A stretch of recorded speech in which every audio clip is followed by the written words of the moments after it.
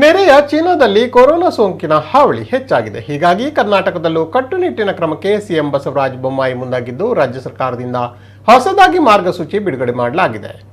ILI ಎಸ್ಆರ್ಐಎಫ್ ಪ್ರಕರಣಗಳಿಗೆ Covid test ಮಾಡಿಸುವುದು ಕಡ್ಡಾಯವಾಗಿದೆ. ಸೋಂಕಿನ ಲಕ್ಷಣ ಹೊಂದಿರುವವರು ಖಚಿತ ಪ್ರಕರಣಗಳ ಸಂಪರ್ಕಿತರು ಇನ್ನು ಮುಂದೆ ಕೋವಿಡ್ ಪರೀಕ್ಷೆಗೆ ಒಳಪಡುವುದು ಕಡ್ಡಾಯ ಮಾಡಲಾಗಿದೆ. ಸೋಂಕಿತರನ್ನ ಆಸ್ಪತ್ರೆಗೆ ಕರೆತರುವ ತಂಡ ಕಾರ್ಯೋನ್ಮುಖವಾಗಬೇಕು. ಬಿಬಿಎಂಪಿ ಜಿಲ್ಲಾ ವ್ಯಾಪ್ತಿಯಲ್ಲಿ ತಂಡ ಕಾರ್ಯೋನ್ಮುಖವಾಗಬೇಕು.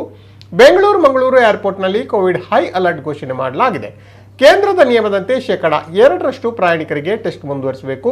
ಪಾಸಿಟಿವ್ ಬಂದರೆ ಜಿನೋಮಿಕ್ ಸೀಕ್ವೆನ್ಸ್ ಕಡ್ಡಾಯ ಮಾಡಲಾಗಿದೆ. ಜಿಲ್ಲಾಸ್ಪತ್ರೆ, ಖಾಸಗಿ ಮತ್ತು ವೈದ್ಯ ಕಾಲೇಜು ಆಸ್ಪತ್ರೆಗಳಲ್ಲಿ ಐಸೋಲೇಷನ್ ಬೆಡ್ ಮೀಸಲಿಡಬೇಕು. ಸೋಂಕು ಹೆಚ್ಚಾದಲ್ಲಿ ಸರ್ಕಾರಿ ಖಾಸಗಿ ಆಸ್ಪತ್ರೆಗಳು ಸನ್ನದ್ಧವಾಗಿರಬೇಕು. ಆಕ್ಸಿಜನ್, ಬೆಡ್, ಔಷಧ ದಾಸ್ತಾನು ಬಗ್ಗೆ ಖಚಿತಪಡಿಸಿಕೊಳ್ಳಬೇಕು. ಆಕ್ಸಿಜನ್ ಪೂರೈಕೆ ಖಚಿತಪಡಿಸಲು 15 ದಿನಕ್ಕೊಮ್ಮೆ ಡ್ರೈ ರನ್ ಕಡ್ಡಾಯವಾಗಿದೆ. ಆಸ್ಪತ್ರೆ ವೈದ್ಯ ಸಿಬ್ಬಂದಿ, ರೋಗಿಗಳು, ಸಂಬಂಧಿಕರಿಗೆ ಮಾಸ್ಕ್ ಅನ್ನು ಇದೀಗ ಮತ್ತೆ ಕಡ್ಡಾಯ ಮಾಡಲಾಗಿದೆ.